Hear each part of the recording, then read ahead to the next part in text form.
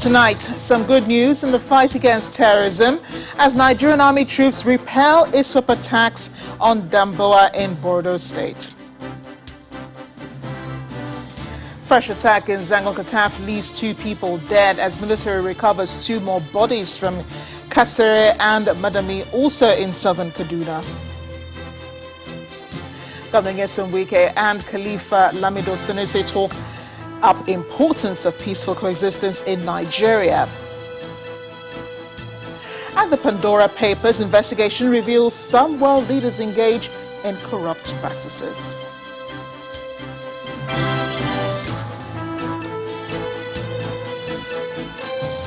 We begin tonight with the Nigeria troops of 25 Task Force Brigade Operation Hadinkai foiling the attack of the Islamic State of West African Province, ISWAP, in Damboa, Borno State. The terrorists made futile attempts at accessing the facility housing the surrendered BHT members, but retreated when confronted with the superior firepower of the troops. The Nigerian Army wishes to reassure the good people of Damboa and its environs to go about their normal businesses, as vigilant troops would proactively continue to provide security of lives and property. The Chief of Army Staff, Lieutenant General Farouk Yahya, while commending troops for their doggedness, charged them to take the fight to the terrorist enclaves to deny their freedom of action. He also reassured them of requisite support as they record more operational gains in Operation Hadinkai. And in Niger State, the governor, Abubakar Bello, has confirmed the death of 2 soldiers and some injured persons in the recent attack in Kagara, Rafi local government area of the state. He disclosed this when he visited 12 of the injured soldiers receiving treatment at the Ibrahim Badamasi Babangida Specialist Hospital, Mina, the Niger State capital. He asked if the injured soldiers are responding to treatment and are expected to recover soon. Governor Bello, who expressed sadness over the situation, discloses some bandits suffered varying degrees of casualty in the attack. Wounded soldiers, our soldiers were wounded in one of their operations in Kagara area. Unfortunately, we lost 2 and we have wounded ones in the hospital. On the side of bandits, we cannot confirm the exact number, but I understand they suffered heavy casualty. But we cannot confirm the exact number. Sometimes they try to recover their wounded or killed ones. We have every reasons to believe that we're not dealing with just bandits.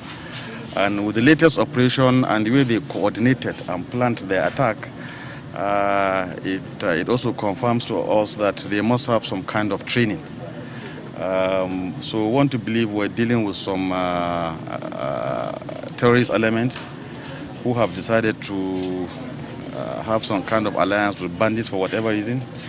And the number of bandits is increasing by the day. The bandits mostly will rustle cattle from Fulani headsmen. And when they do that, sometimes the herdsmen lose all their assets in terms of cattle, and sometimes they are forced to join the bandits. So this calls for a review. Apart from the kinetic efforts, I think it calls for a review to study exactly what is going on in the forest, especially with the herdsmen. And we must come up with a system that will support those that have been deprived of their livelihood through banditry or cattle rustling. Barely a week after bandits attacked at Kasere village in Zango-Kataf local government area of Kaduna State, killing 12 people, troops of the Nigerian military have recovered 2 more bodies from the same village attack. According to the Kaduna State Commissioner for Internal Security and Home Affairs, Samuel Arawan, the 2 bodies were discovered by troops during a search and rescue operation following the attack of September 27th. The dead bodies were identified as Idris Mairiga and Yunusa Dangana, both residents of the village. It would be recalled that Kasere village was attacked in reprisal to early attacks in Jankasa village of Zango-Kataf local government area and Madamai community in Kaura local government area, as reported to the government by the security agencies.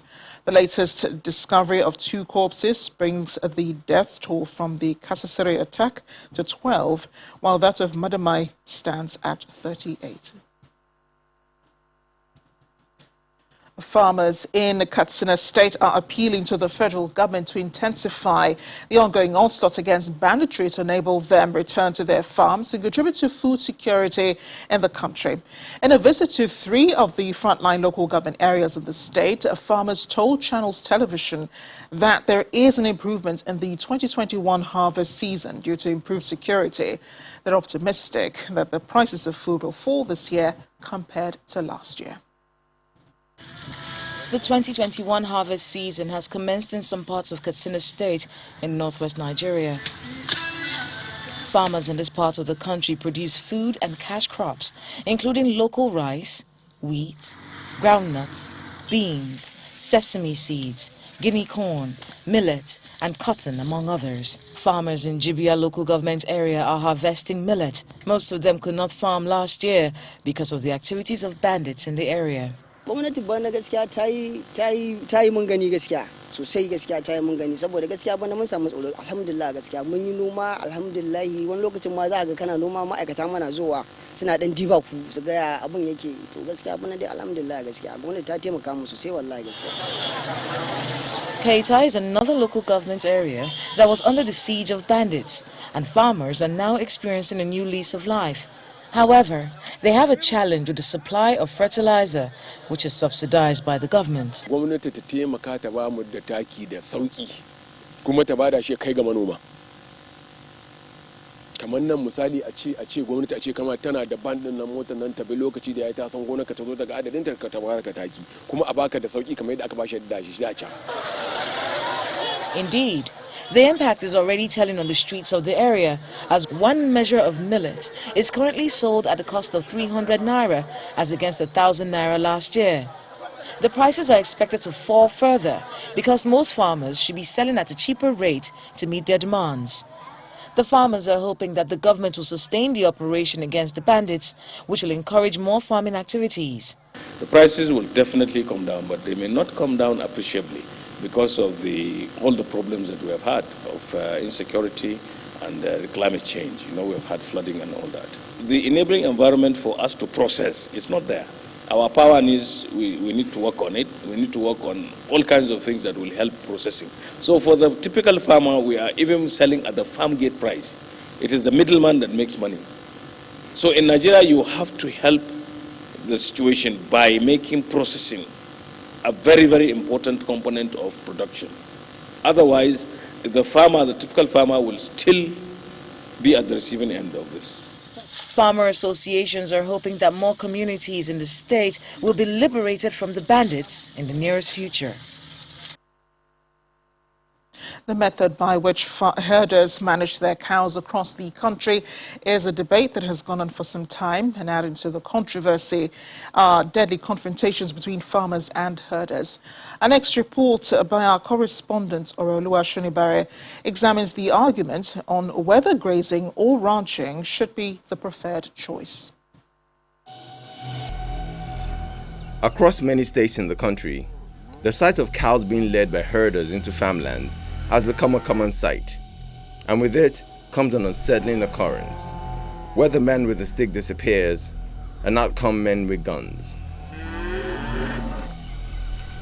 An AK-47 is a rapid-fire magazine-fed weapon designed for military use.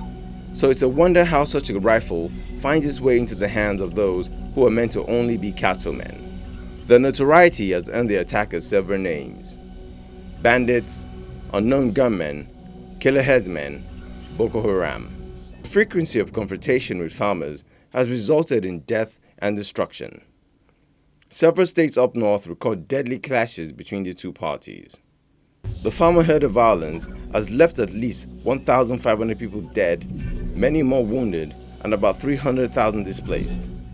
An estimated 176,000 in Benue State, about 100,000 in Nasarawa, over 100,000 in Plateau, about 19,000 in Taraba, and an unknown number in Adamawa State. This chilling report is from a survey carried out in July 2018 by the International Crisis Group. That same year, in December 2018, Amnesty International conducted a research and released the figure of those killed to 3,641. The only good news in recent times is the reduction in numbers of deaths from the clashes to 1,531. That's in 2020. As the crisis continues in 2021, so does the number of the dead. So, it will be largely assumed that leaders are doing everything in their power to address this, especially after Ruga, short for Rural Grazing Area, was introduced but later rejected. Varying opinions on the matter have been aired. In a recent interview, President Muhammadu Buhari cited the grazing law enacted in 1964 as reason to allow the herders move without hindrance. However, there was resistance by some governors from the south who are dealing with the issue through a different approach, which they say will bring an end to the violence. So far, 10 states have signed into law the anti-open grazing legislation. It becomes imperative to enforce the ban on open grazing in the south, including cattle movement to south by foot. Today's meeting. This move appears to have brought about a shift, as some northern governors are opting to go with the National Livestock Transformation Strategy. They however call on southern governors not to hastily decide on the issue without providing options. And what is that option?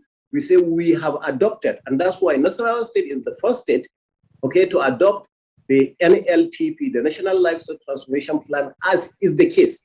And they are working on in the area right now. In my state, for instance, we are developing a huge ranch at Damau where we'll sedentarize the herders. And that's the solution long term. But can it be done overnight? No.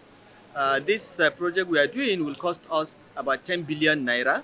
The CBN is supporting us with about 7.5 billion. And it will take about 2 years to do. Certainly, this plan is a laudable one. But its long-term approach, as pointed out by the Kaduna State Governor, might be an issue for those seeking instant solutions to end the killings, because the continuous loss of lives resulting from where cows feast should not be what Nigeria wants to be remembered for. Oralu Ashonibare, Channels Television News. Omo, you don't read though.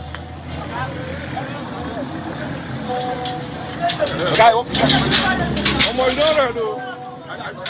We're in the southeast now, where armed men have vandalized and set ablaze the offices of the Directorate of State Service and Federal Road Safety Corps in Nnewi, Anambra State, leaving 2 people dead on their trail. The country home of a chieftain of the All Progressives Congress in Lagos and special advisor to the Lagos State Governor on Drainage Service, Mr. Joe Igbokwe, was also set ablaze by the gunmen. Identities of the victims have not been known, although it was gathered that the casualties might have been hit by stray bullets during firing by the gunmen. According to an eyewitness, the gunmen drove from Owerri Road in the industrial town in 4 sport utility vehicles and stopped at Eme Court Road Junction, where they fired gunshots, which made those in the vicinity scamper for safety before they headed to the nearby DSS and FRSC offices and set them ablaze. Later, heavy smoke was seen at the country home of Chief Joe Igbokwe, whose house is located off Nnewi Oba Road. It was also gathered that Igbokwe and members of his family were not at home at the time of the incident. Police Public Relations Officer in the state, Mr. Tochukwu Ikenga, has confirmed the incident of fire in Nnewi, although he did not give any details.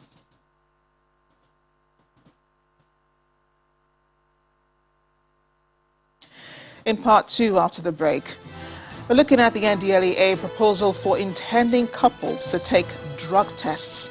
Welcome back to the News at 10. If you just joined us, you're watching the News at 10 coming to you live from Channels TV in Lagos. A reminder of our top stories.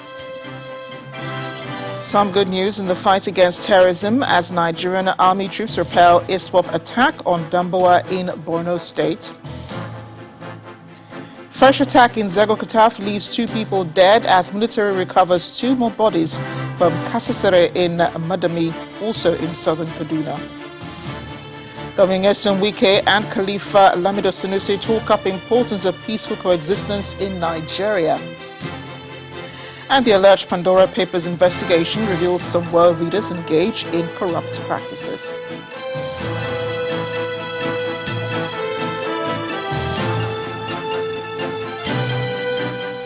River State Governor Nyesom Wike says his administration is willing to accommodate and provide necessary infrastructure and security for people of different ethnic groups whom he expects to cooperate with their host communities. The governor notes that despite varying views on ethnicity, what is paramount is mutual respect by all.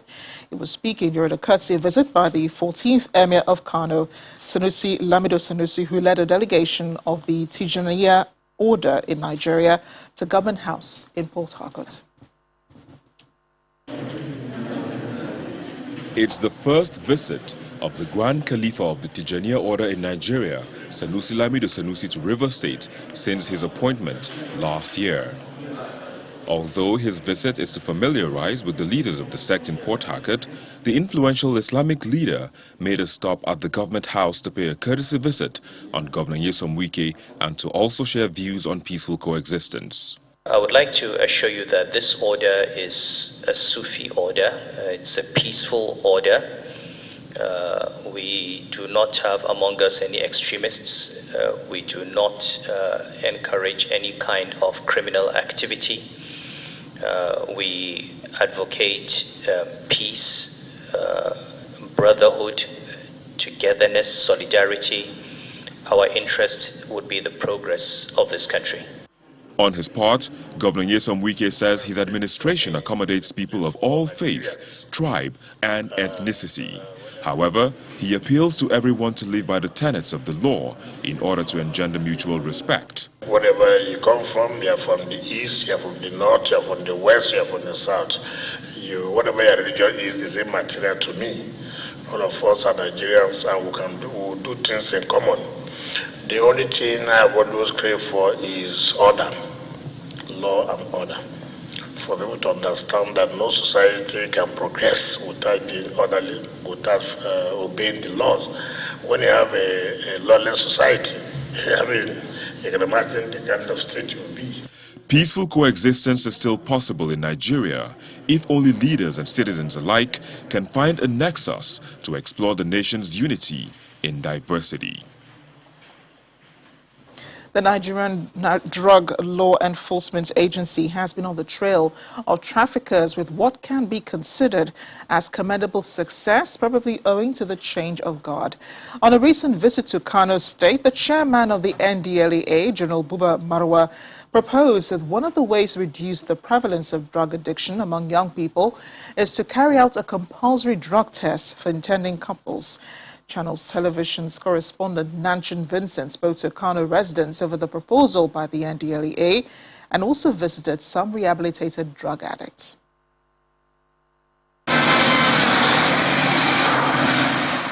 The ever-busy commercial city, Kano, with its huge population of young people, used to be rated as the state with the highest number of drug abusers in the country, as 1 in every 6 persons in Kano is said to be a drug addict, especially those between the ages of 16 and 64 years, and that's according to the NDLEA. This worrisome trend has led to the rise in social vices in the state, with adverse effect on many homes, which is why some rehabilitated drug addicts at the NDLEA Kano Rehabilitation Center describe drug addiction as a destroyer. It affects me in various ways.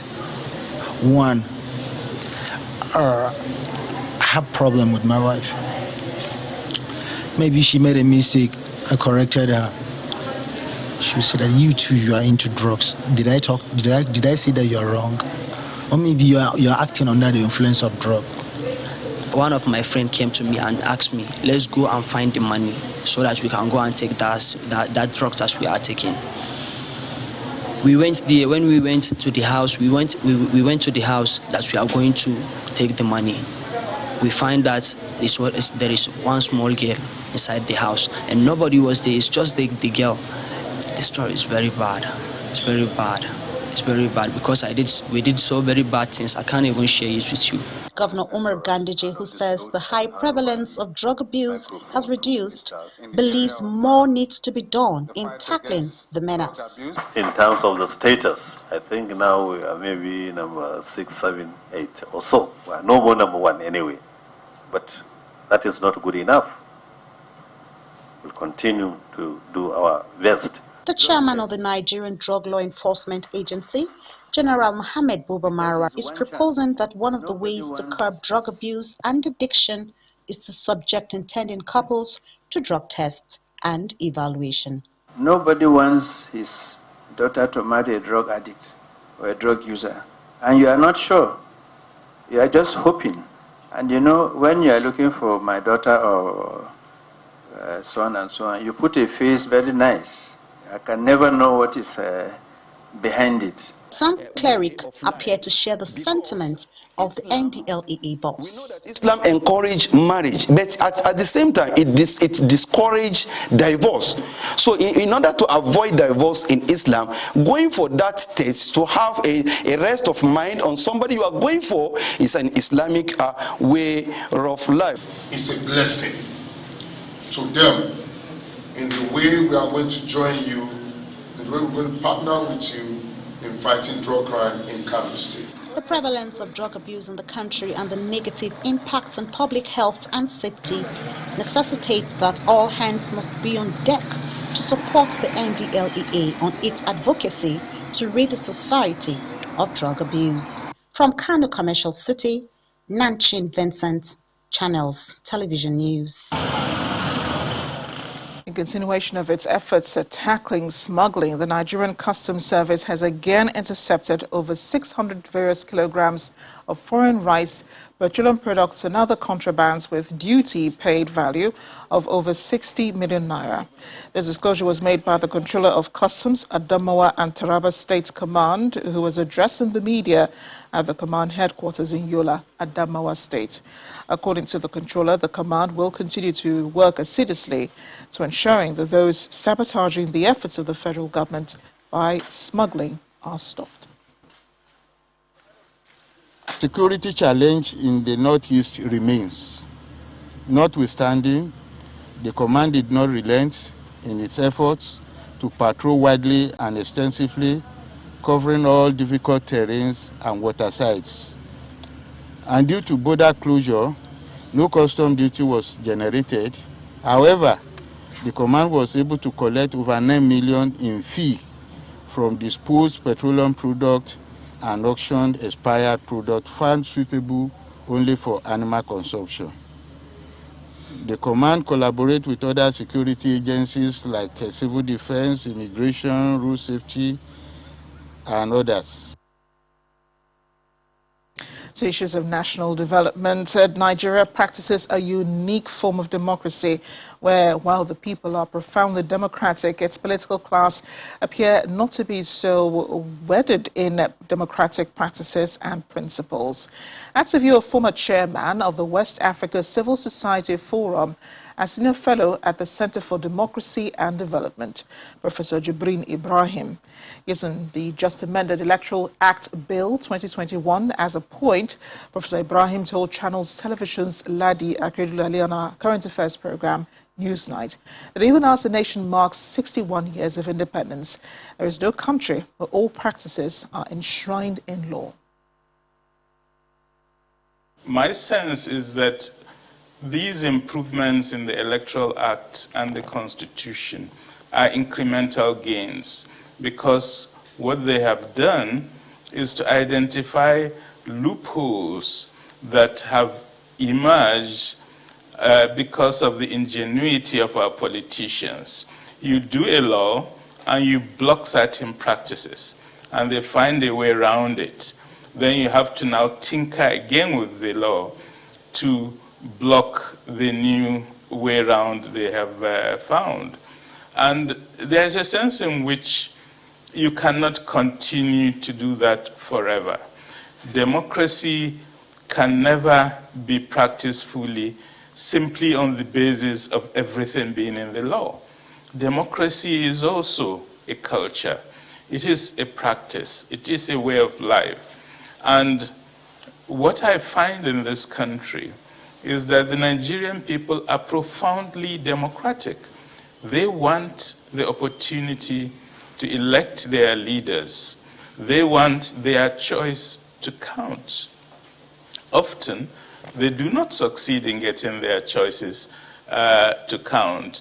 And therefore, while we have a political class that's fundamentally anti-democratic, the people themselves are profoundly pro-democratic.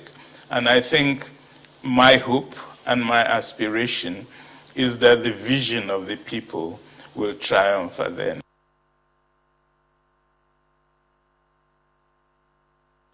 You can watch the full interview with Professor Ibrahim on Newsnight. It airs tomorrow, Monday, October 4th, 2021 at 9 p.m. right here on Channels Television.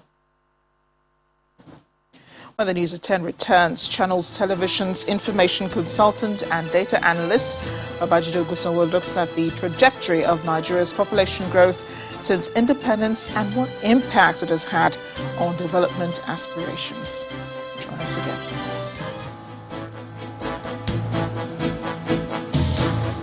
Welcome back to the News at 10. Senior Advocate of Nigeria and rights activist Mr. Femi Falana has been reacting to some of the issues raised at the last meeting of the Northern Governors. Mr. Falana is of the opinion that there is no basis for division between the Southern and Northern Governors Forum.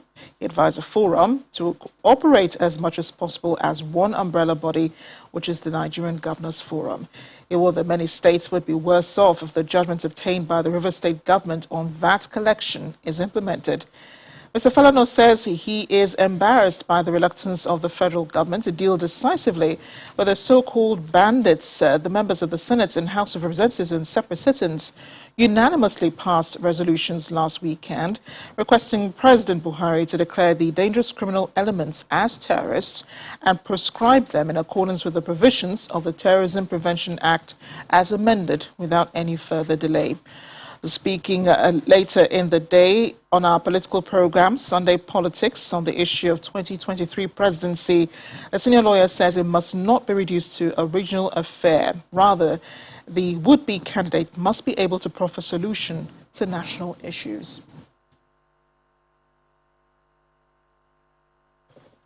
The Northern Governors Forum and the Southern Governors Forum should operate more under the platform of the Nigerian Governors Forum. There's no basis for the division. But if you read the communique of the Northern Governors Forum, and I read it, and I think the last paragraph, is to the fact that the Northern Governors were adopting, once again, they were reiterating the adoption of the National Livestock Transformation Plan of the federal government, and they were saying no to open grazing. That has been the position of Southern governors. On VAT, they are bound to disagree. And the disagreements are on both sides. Apart from Lagos and Rivers, maybe Oyo State, seriously speaking, in the South, majority of the states are going to be worse off if the judgment obtained by the River State government is implemented. So I'm very reluctant to join issues with those who want the presidency in the South or the North. And I'm going to appeal to the media to assist Nigerians, to challenge those who are reducing the politics of 2023 to a regional affair. We must ask those who want to produce the president or their candidates to address the problems of underdevelopment of our country. We're still in the spirit of Nigeria's 61st independence anniversary, as leaders and followers living in the country reflect on the challenges and progress of the last 61 years. One question that still needs to be answered is how the nation can get the best out of its #1 asset, its people. Tonight, data and information consultant Babajide Ogunsanwo is here to share the latest insights about population and productivity over the past 61 years. great to see you, and happy independence. Happy independence, Amarachi. It's Nigeria is 61, and Amarachi. How many times did I call you? How old are you? Wasn't counting. It's an interesting journey that I think we've had. But for me, I think there are three things that we should reflect on. The first is we need to ask ourselves that how many Nigerians that at independence in 1960 were 18 years old, how many of these Nigerians that were 18 years old and above are alive today? And the fact shows us that only 1% of Nigerians who were above the age of 18 years old in 1960 are alive today. And I'll share to you why this is important. At independence, President Buhari was 18 years old. The vice president was only 3 years old. The Senate president, Ahmed Lawan, was 1 year old. And the speaker was not even yet born. This is why it is important. Looking at our history books, it shows that those that should really write the history of Nigeria's independence are no longer, majority are no longer alive. And so our history books about independence are vague. Compare the same period. It's now 7 years past a century. Exactly in 1837, America celebrated its 61st independence just as we are. And America has more detailed narratives about their independence than Nigeria.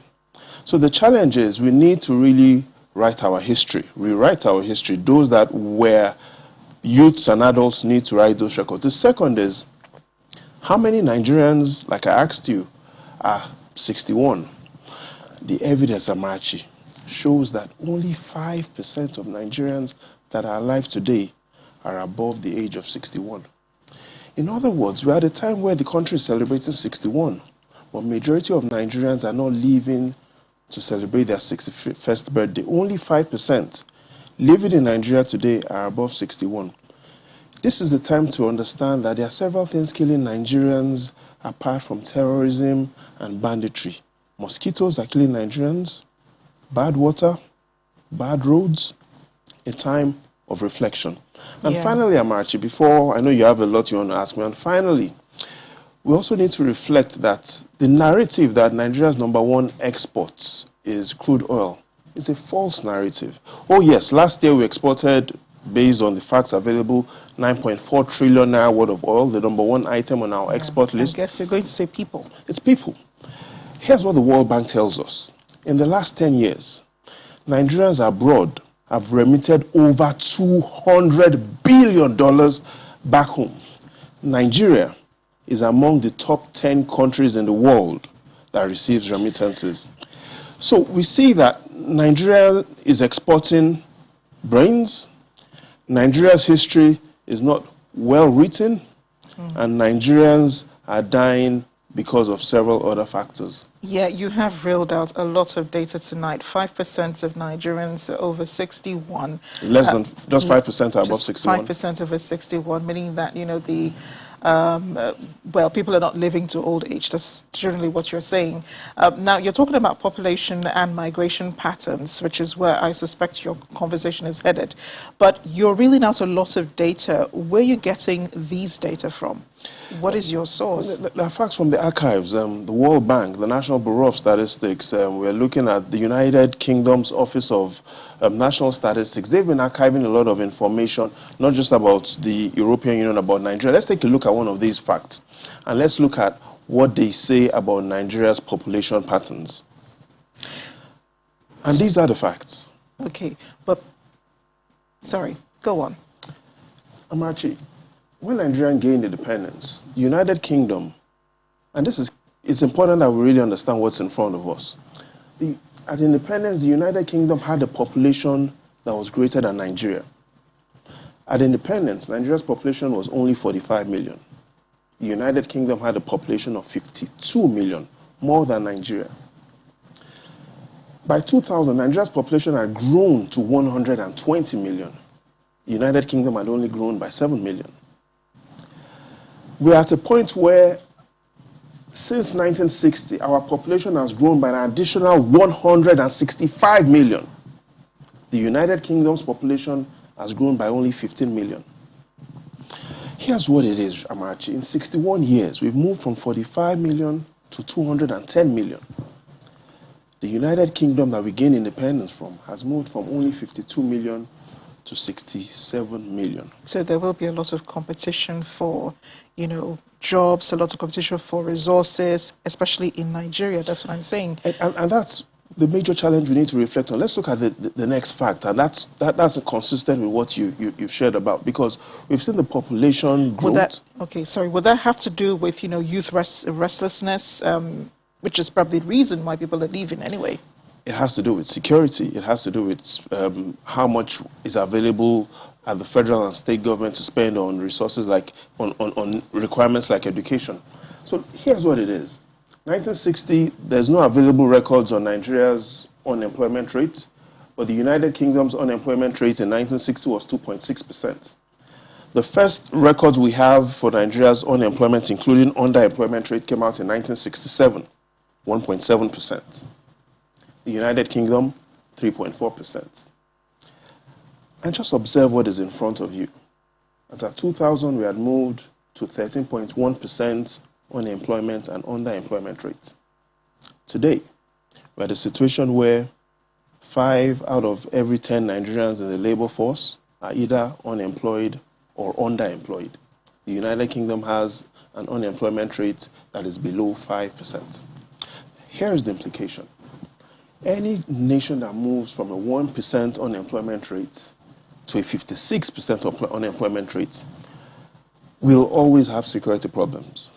We'll always have an uneducated workforce. We'll always have health issues and infrastructure issues.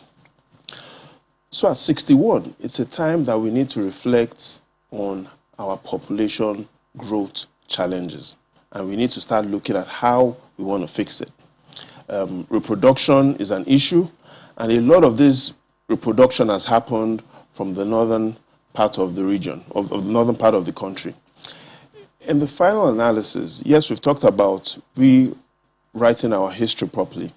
We're also making sure that we do the right things. But let's not forget, if we don't take history into perspective, you know what a wise man once said, a nation that does not take its history seriously has no past and has no future. Majidi, always a pleasure having you here, and thanks for giving us a lot to chew on tonight. The pleasure is all mine, Amarachi. Thank you so much. We move on to, well, I did talk about chewing. So Duffel, the makers of Indomie noodles, have promised to continue to support children with interest in arts.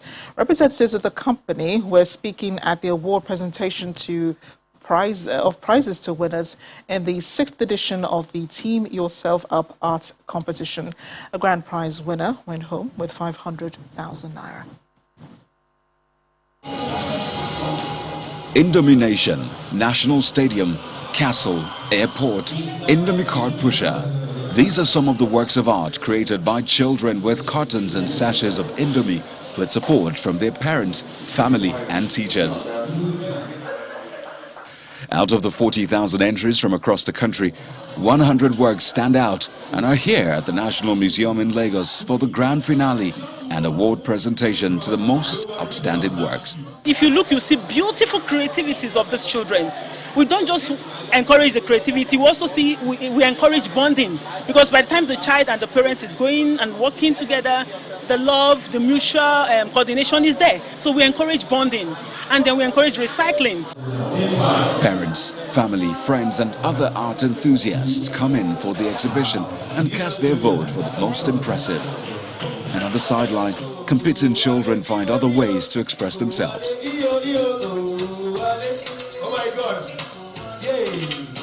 Voting concluded, 8 children from different categories are going home with cash prizes. The best 3, the best from each of 4 regions, and the grand prize. Oluwa Darasini Lawal towers above others with his work on the Indomie Nation. I did Indomie Nation. I did National Theatre, Civic Center, Admiralty Bridge, Nightel Building, and plates. I try to make Nigeria proud. We realize that everybody in the nation eats Indomie, and we are looking at how we can bring everybody into single picture. The event, which started in 2016, is projected to go bigger as the years go by, with the aim of celebrating Nigerian children. What more can we use in celebrating Nigeria than even having all these children come together and celebrate themselves, at the same time celebrating Nigeria, making it to another year? And that is why we've chosen, there's no better time that we can have this rather than this. Some of the artworks are auctioned, and organizers promise to take the proceeds to the Little Saints Orphanage. The Ogun State Governor Dakwa Abiodun is calling for unity among communities in the state to enable sustainable development and ensure prosperity for all. The governor was speaking at the 22nd edition of the Ogun Omolowu Day held in Abeokuta, the state capital. While assuring citizens of more infrastructure development across the state, the governor solicits for more understanding and cooperation for government policies and programs to ensure enduring socio-economic development in the state. For 22 years, sons and daughters of Owu, one of the major communities in Abeokuta, have come together to celebrate the Omolowu Day, which showcases their culture. This year is no different, and some of those on the roll call of attendees shows that the occasion is taken seriously by every Owu indigene. The list includes former President Olusegun Obasanjo, immediate past governor of the state Ibikole Amosu, as well as traditional rulers. The festival, which has become a rallying point for socio-economic development of communities and the state at large, comes alive with chants and songs as the governor arrives in company of his entourage.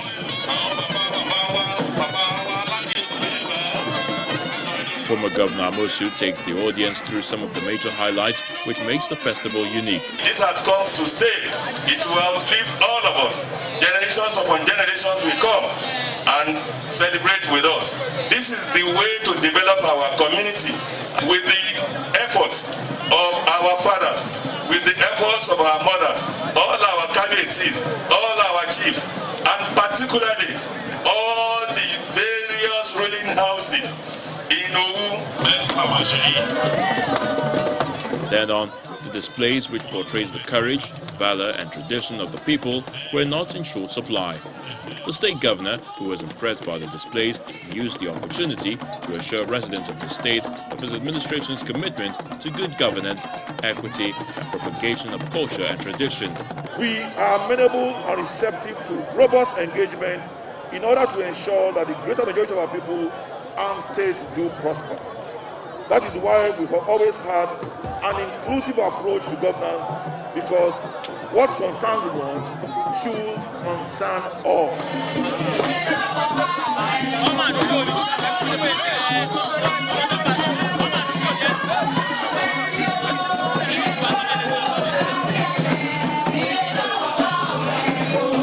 The high point of the event is the traditional cutting of the yam, which signifies the commencement of the new yam harvest, as supervised by former President Olusegun Obasanjo, who doubles as the Balogun of Owu Kingdom.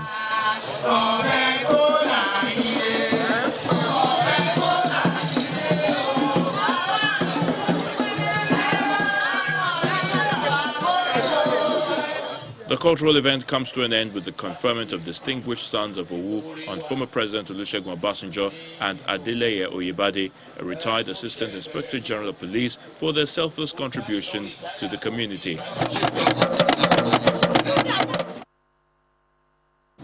Outside our shores, now Nigerians in South Africa were not left out of the celebration of the country's 61st independence anniversary. The Nigerian Consulate General in Johannesburg was the venue where Nigerians and friends of Nigeria gathered to mark the day. We asked some of those present where they would wish to serve given the opportunity. Nigeria's Consul General, Mr. Abdul Malik Ahmed, personally welcomed the guests who defied the inclement weather that dampened most of the day to joining the celebration of Nigeria's past, present and future hopes, as well as some of the elements that make her citizens stand out in the world.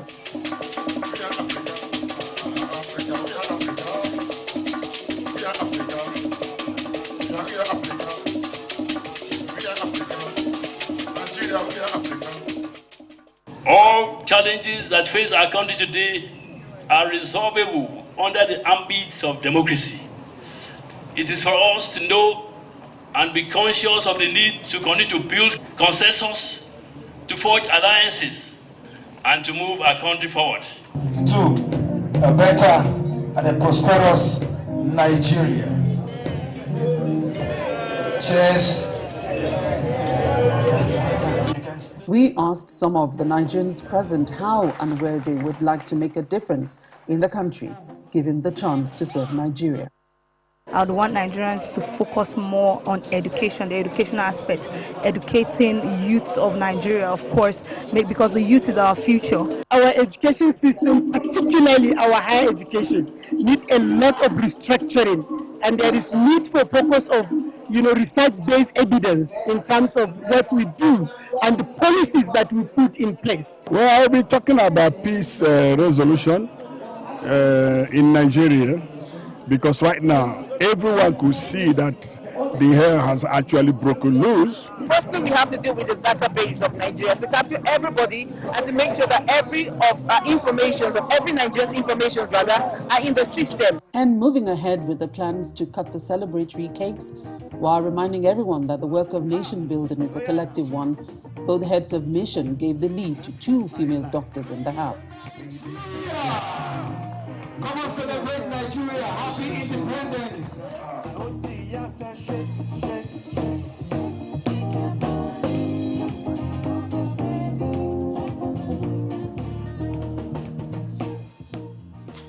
Nigeria's #1 citizen, President Muhammadu Buhari, is in the Ethiopian capital, Addis Ababa, ahead of tomorrow's inauguration of Prime Minister Abiy Ahmed for a second 5-year term in office.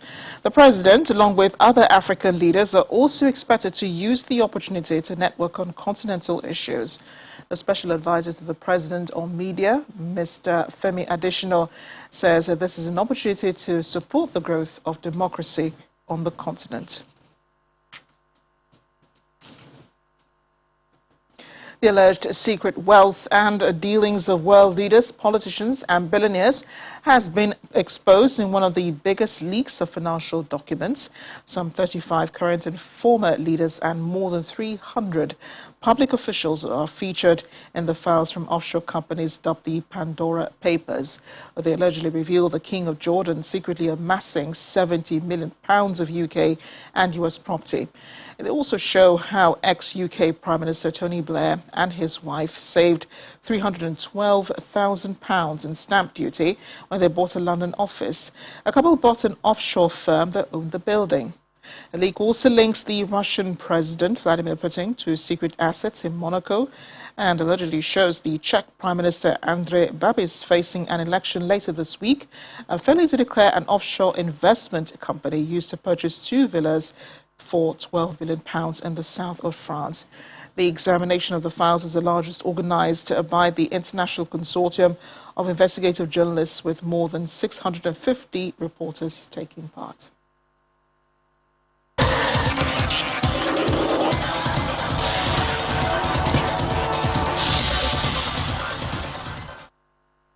In sports news, Manchester City twice came from behind to prevent Liverpool moving back to the top of the Premier League in a pulsating 2-2 draw at Anfield earlier today. Sadio Mane and Mohamed Salah put the Reds in front against the run of play, but Phil Foden and Kevin De Bruyne's deflected efforts salvaged a point for Pep Guardiola's men. A winner for either side would have taken them top of the table, but the draw leaves Liverpool a point behind leaders Chelsea, with the City a point further back in third. Earlier, Tottenham ended their 3-game losing streak with a hard-fought, morale-boosting 2-1 victory over Aston Villa. Pierre-Emile Højbjerg gave Spurs a deserved half-time lead before the half-hour mark, but Aston Villa levelled on 67 minutes through Ollie Watkins' close-range finish. But parity lasted just 4 minutes as Heung-min Son capped a memorable performance by laying on the winning goal. Patrick Vieira's substitutions inspired Crystal Palace to a 2-2 comeback against Leicester, who let a 2-0 half-time lead slip from their grasp. Brentford beat West Ham 2-1. And the main news again. Some good news in the fight against terrorism as Nigerian army troops repelled ISWAP attack on Damboa in Borno State. 2 people were killed in a fresh attack at Zangon Kataf as military recovered 2 more bodies from Kasisere and Madami in southern Kaduna. Governor Nyesom Wike and Khalifa Lamido Sanusi talked up the importance of peaceful coexistence in Nigeria. And alleged Pandora Papers investigation revealed some world leaders engaged in corrupt practices. That is the news at 10 tonight. Thanks for watching. I'm Amarachi Obani. Good night.